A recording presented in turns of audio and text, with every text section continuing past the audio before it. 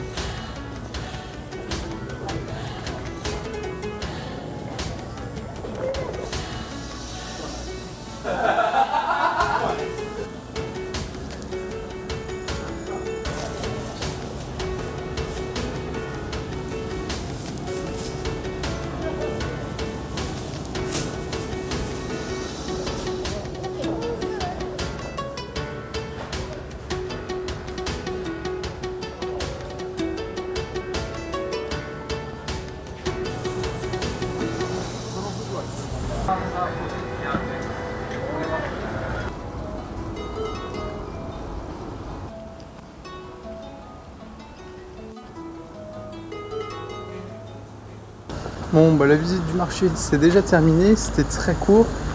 Vous avez vu quelques étals de poissons notamment et il y a aussi quelques bouchées, il n'y en a pas beaucoup. Et ce qui m'a surprise c'est surtout cette viande noire que je vous ai filmée. Je sais pas pourquoi elle est aussi noire. Il y avait un truc de marqué en japonais mais j'ai pas réussi à comprendre ce qui était marqué, c'est que des kanji. Je sais pas lire les kanji. En tout cas les trois quarts je sais pas les lire. Donc j'ai rien compris et je sais pas du tout pourquoi elle était aussi noire. En tout cas ça avait l'air assez bon quand même et c'était assez cher hein. Vous avez vu la petite barquette, c'était aux alentours de 1200 yens, ce qui fait 10 euros. La petite barquette, je crois il y a 4-5 petits morceaux de viande dedans, donc c'est assez cher. Je pense que c'est de la très bonne viande qui doit être à mon avis, je pense, mis à mariner dans peut-être de la sauce soja, quelque chose du genre. Honnêtement, j'en ai aucune idée. Si quelqu'un sait ce que c'est, bah, je veux bien le savoir. N'hésitez pas à le dire. Sinon, bon, les étals en elles-mêmes étaient très jolies. Je pense qu'il y a moyen d'acheter des bons trucs si jamais on aime beaucoup le poisson et qu'on sait le cuisiner surtout. Moi, j'aime bien le poisson, mais j'ai aucune idée de comment ça se prépare ni de quel poisson acheter. À part le saumon et autres poissons très classiques, j'ai aucune idée de ce que c'est. Donc tout simplement je vais rien acheter mais c'était sympa.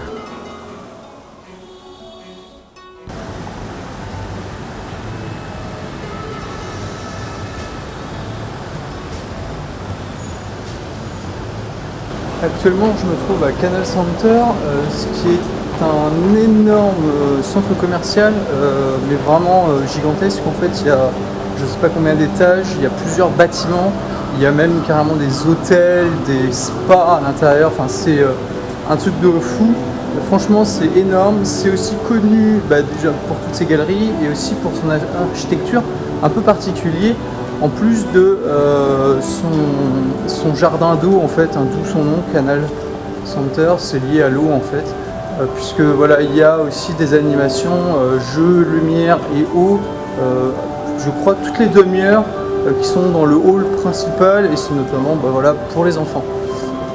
En tout cas c'est gigantesque. Là je vais pas trop aller dedans puisqu'en fait il est encore tôt, il est à peine 9h, un petit peu plus que 9h et c'est fermé en fait, à part l'extérieur, là où je me trouve, et quelques rares boutiques. Sinon le gros en fait du complexe ouvre à 10h. Donc ce que je vais faire c'est qu'on va aller faire des petits tours. Voilà, il y a quelques temples aux alentours. Et puis je reviendrai aux alentours de midi. En plus, apparemment, il y a des bonnes adresses pour manger dans le bâtiment. Et pour a priori pas si cher que ça le midi en tout cas. Donc on verra bien. Et puis après on fera un petit tour vite fait. Je vais pas faire les boutiques, donc ça sera pas forcément ce qu'il y a de plus intéressant. Mais bon, au moins pour pour la visite, on va dire, et parce que voilà, c'est quelque chose de quand même assez incontournable à Fukuoka.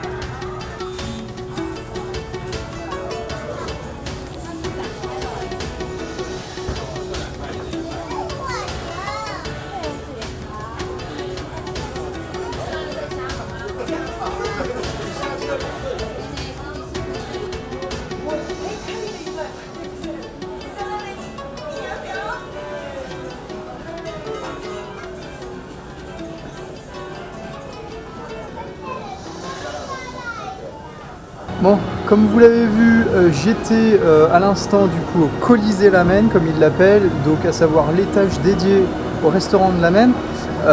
Il faut savoir du coup que Fukuoka, ou Hakata de l'ancien nom, qu'on retrouve encore aujourd'hui, et a une spécialité de ramen en fait, qui est un bouillon un peu différent, qui est un bouillon tonkotsu, qui est en fait un peu plus fort que les bouillons de ramen traditionnels de soja par exemple, ou à la pâte miso.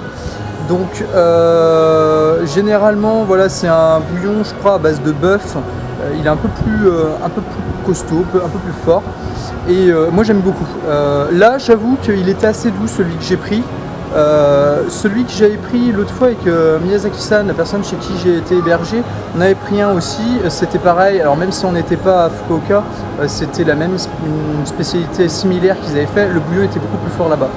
Ici il était beaucoup plus fade, très bon quand même, attention, hein, mais il était beaucoup moins fort.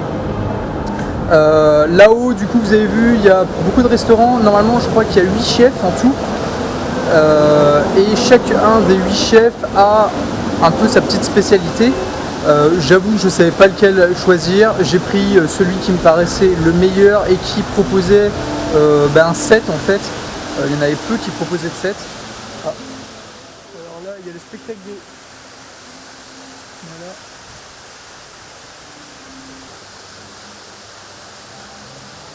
Ah voilà, j'ai dû changer d'endroit puisque comme vous l'avez vu, il y a du coup les fontaines qui sont mises en marche.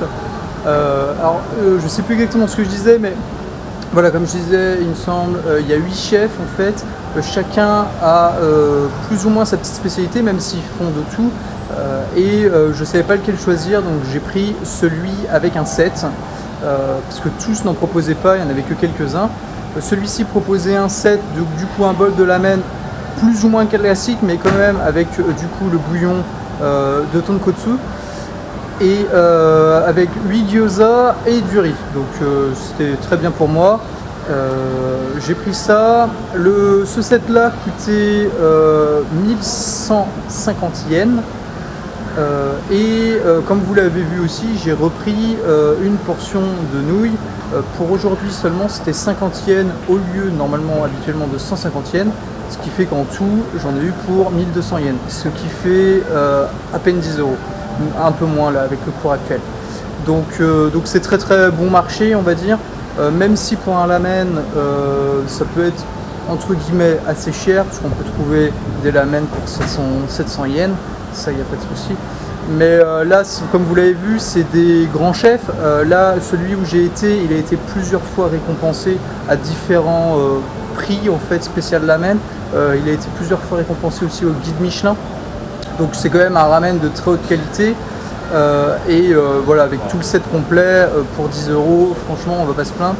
Juste un bol de lamen en France pour une qualité même moins bonne on va dire, il y en a pour 13-14 €, donc bon, on va pas du tout se plaindre. En tout cas c'était très bon. J'avais prévu de me faire un lamen ce soir au niveau des yatai, vous savez les stands qu'il y a le soir, les petits street food, là où je suis allé du coup avec mes amis japonais quand je suis arrivé à Fukuoka.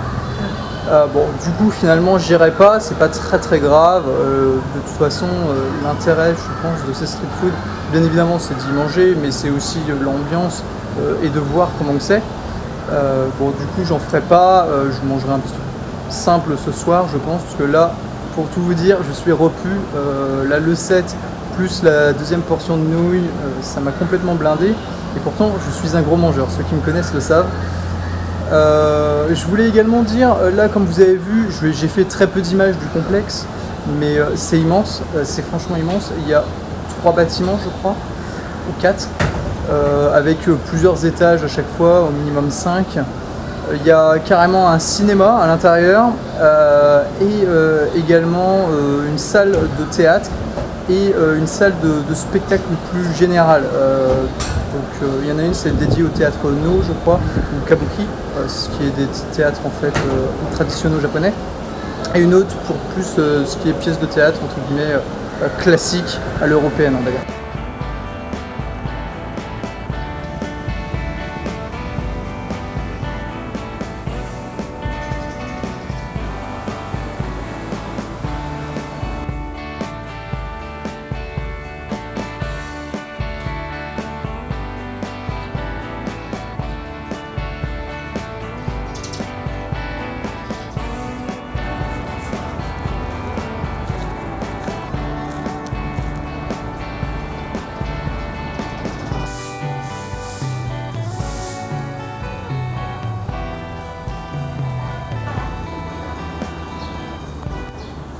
Alors on se retrouve au temple Tochoji. Comme vous pouvez le voir, ce temple abrite une grande pagode qui se trouve justement derrière moi. Il y a également 3 tombes en fait d'anciens seigneurs qui ont gouverné du coup la ville de Fukuoka et son domaine. Il s'agit en fait du membre du clan Kuroda, qui était du coup le clan dominant on va dire de l'époque. J'ai pas les dates par contre, il y a des explications qui sont marquées, mais il n'y a aucune date de précisée, donc je peux pas vous les donner. Si jamais j'y pense et que j'ai le temps, je regarderai sur internet rapidement et je vous les noterai en bas. En tout cas voilà, c'est assez sympa, c'est tout petit hein, mais c'est assez sympa et c'est reposant de faire une petite balade comme ça en pleine ville. À noter également que dans ce temple, il y a le plus grand Bouddha assis en bois de tout le Japon, puisqu'il fait 11 mètres de haut sans la stèle et je crois de mémoire 13 mètres avec la stèle. Néanmoins je ne peux pas vous le filmer, donc je ne pourrais pas vous le montrer. Il y a une photo à l'entrée, donc je la prendrai moi-même en photo pour vous voyez un peu à quoi ça ressemble. Mais en tout cas voilà, ça reste sympa à faire et à aller regarder.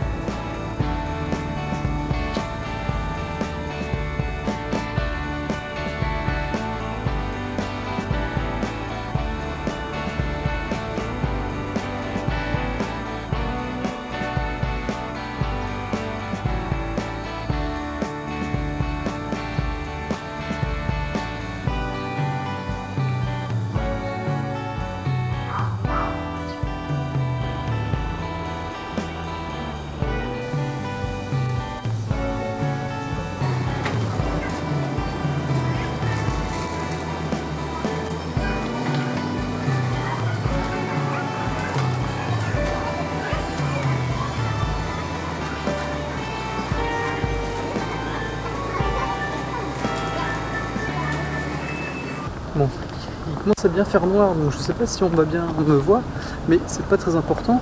Ce qui compte, c'est ce que je vais dire. Là, je viens de vous faire une petite séquence dans le supermarché.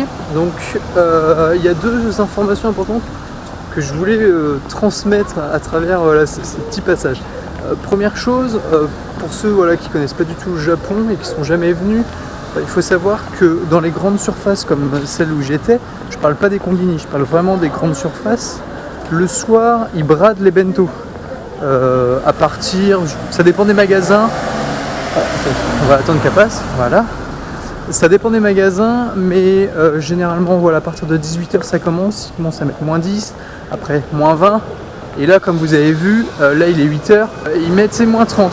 Et ça va jusqu'à moins 50. Donc ça peut être intéressant, en fait, en fin de journée, d'y aller. Parce que des fois, on peut vraiment avoir des très très bons trucs.